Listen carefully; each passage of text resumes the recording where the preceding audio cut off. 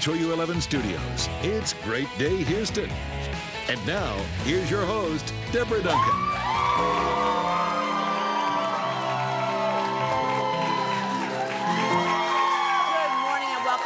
Day Houston. It is our week of love as we lead up to Valentine's Day. You know, there's nothing like being in love with that special someone. They're your sunshine on a rainy day. When it's cold outside, you've got the month of May. Okay, so those are the lyrics to a song, but as we know, those lyrics go both ways. Sometimes love hurts, and it's because of a cheating heart. So when it comes to cheaters, who do you think cheats more, men or women? Audience, who cheats more, men or women, do you think? Men. Okay, everybody says men. Guess what? According to research by the Associated Press, it's about even. The grandfather of our first guest took a unique approach to love. Frankly, my dear, I don't give a damn. Yeah, as we know, Clark Gable, his grandson, Clark Gable III, is also in showbiz. He's the host of the TV show Cheaters. Take a look at this. On this day of investigation, this unknown vehicle arrives at your residence. She gets out, walks up to the stoop, and is greeted by Blaze with a hug and a kiss. They walk past her vehicle on towards the jacuzzi. After a few heated moments and a little bit of kissing, they finish up, walk back out to the front of her vehicle, where Blaze sends her off with a kiss and returns home for the evening. Kidding me right now? I'm not kidding you. Ooh, I think that's called busted. Also joining Clark is a man who knows a thing or two about catching cheaters with their pants down. Welcome Jeff Moore, President and Chief of Operations for Top Gun Security. Good morning, gentlemen. All right, I'm going to start with you, Clark. This is kind of the voyeuristic way of watching cheaters and catching cheaters. Why is it that so many people love this show, but we won't admit to watching it? I think it's everyone loves this show so much just because they see what everyone else wants to see, which is them being caught in the moment in public, in an uncontrolled environment when just the worst case scenario comes to life. Yeah. And you know, that's something, it's everyone's guilty pleasure, I think, past 2 o'clock in the morning, and they won't admit it.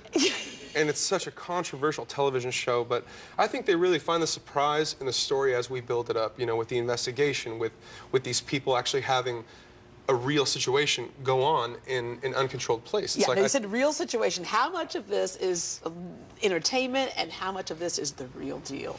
Well, all of it is entertainment when you look at it from the prospect of staring into a television screen. Yeah. But as far as the realism of it, it's all 100% real. We send out a counter-surveillance unit that actually investigates these cases, and then they come back with us with usually a case, which is, to some people, unbelievable. They think, well, how can you do that? How can you investigate these people?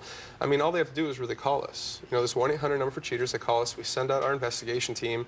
And what we come back with is astounding to our client. Yeah, yeah. And Jeff, you say that for the most part, when clients come to you, if they suspect, chances are... Exactly. If you have a gut instinct that this is going on or something's just not right, always tell them you need to look a little deeper. Yeah. All right. You had a case that you worked with that actually made news headlines years ago, and that was the case of Claire Harris. Yes. And, you know, no one would have ever expected in a million years she would have done what she did. She was very mild-mannered and seemed very calm, but it's one of those deals where you put 2 people together and the worst thing happens, and, you know, and I think in that particular case, she really thought this was it. I've lost him for good. Yeah. And maybe... And for people who aren't familiar with this case, this is the case of the dentist who at the Hilton Hotel... with the Mercedes that ran over her husband multiple times. Yeah. So, yeah, sometimes it ends up that way. You've seen some situations on the show in the middle of that entertainment that have gotten pretty heated. There has been a couple things that have been pretty heated. I had this one case I'll never forget. It was, you know, my first season shooting the show, and it was a family case. They'd been together for 27 years, and this father was just the most law-abiding citizen. I don't even think this guy had like even a traffic citation, let alone a parking ticket. And he had come with us. He'd brought 2 of his sons, and that's not a normal thing for us. We normally don't let them bring family members, right. But he had brought his 2 sons with him. Within 10 seconds, they had gotten through all my security. This guy had been running his mouth and, you know, saying some stuff to the father and the sons that he shouldn't have. Little do I know these sons are actually very, very agile people. They get into this hotel and within 15 seconds, I mean, had really busted this guy up pretty bad. And the father had actually pulled out a knife. And that just goes to show you when, you know, anger's one thing, adrenaline's another, but I watched a son smash a windshield with his bare arms, as you can see. Yeah, I mean, that's something that's never happened to us. That was new to me. Love makes people crazy sometimes, especially love gone bad, huh? It can. Yeah, you've seen some situations, we talked about the Clara Harris thing, but Yeah. you've seen other situations where people just kind of lose their minds. Well, you get at that particular moment, the passion, the anger, there's so much built up in them, and it's just like an explosion. Yeah. All right. Let's go to a situation where a chainsaw was involved, and in Texas we don't do the chainsaw thing. I think Texas, Chainsaw Massacre, Yeah. but this was something that caught me off guard. We were actually in a garage, and we had busted this one gentleman, and he thought it'd be a good idea to pull out a chainsaw, as you could see. Little does he know, when a chainsaw blade is going at that amount, revolutions per minute, and it's sharp, when you touch it with your finger, being human, it'll slice your finger off. Yeah. Little does he know right now that he clipped his hand on the bottom of the chainsaw, and you can't see it right here, but his pinky is hanging by just his bone. Wow. So Okay. I have a little bit of, medical experience. I did what I could. I tore off a shirt, tore it in two pieces, and then, give him a little tourniquet. But he was so upset that cutting his finger down to the bone and bleeding all over his garage did not even matter at that point in time. And that just goes to show you exactly what Jeff just said. Emotions and anger turns into adrenaline, and then that's when people make rash decisions. Yeah. All right, Jeff, because you're in the business as a private investigator, you do all kinds of things, by the way. You all deal with the homeland security issues, the whole bit. But oftentimes you do have people to come to you and say, "Hey, you have told me over and over again the thing that usually hangs people is that cell phone." Oh yeah. Today with the technology and the cell phone, you have everything in one device. You have emails, you have texting, you have chats. I mean, we now with technology can literally get everything off that cell phone and the other person not even know anything about it. Yeah. And people tend to hide the cell phone. That's a huge red flag. Yeah. There are several red flags that come up Sleep there. with it under their pillow. Yeah. All right. Tell me about some of the things that you have right here that look like just everyday normal items. Yes, these items right here are something that Jeff obviously is very familiar with, and I am as well. These are the most basic items for actually spying on people. What you see here is a very innocent-looking clock, which actually has a full video and recording device in it. These two pens right here, you could set just in your jacket pocket when you go into work or anywhere. Little do you know, there's a video camera in one of the pens. The other pen records full audio, and when you open up the pen itself, it has actually a USB drive to plug right into your computer so you can filter out all the information. What we have here is your iPhone's worst nightmare, which is called an iRecovery stick. You can plug that into any iPhone. It doesn't matter what they've erased, what they've deleted. It will pull every single thing. And that little thing, that little sinister piece of equipment on the end of the table, that is one of my favorites. That is a GPS tracking device that we put on the bottom of your vehicle. It will tell me how many times you've stopped at every location, the duration you were at the location for, the speed of the vehicle.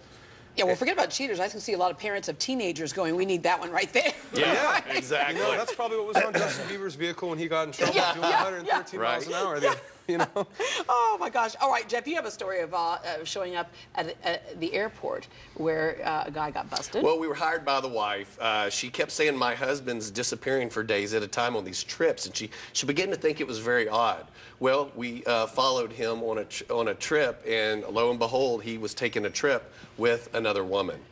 He went to Vegas, and they had a good time, but they didn't know they were under surveillance. So she was very shocked to find out that he was actually living with that other woman on the days he wasn't at home. So he had two different women. families, two different, had a story going on, the traveling salesman type of story type of thing. There's another family that we had met once, and she thought her husband was in the military, and she thought he was in Iraq. He was in New Mexico with his other family. So it's amazing what human beings will do.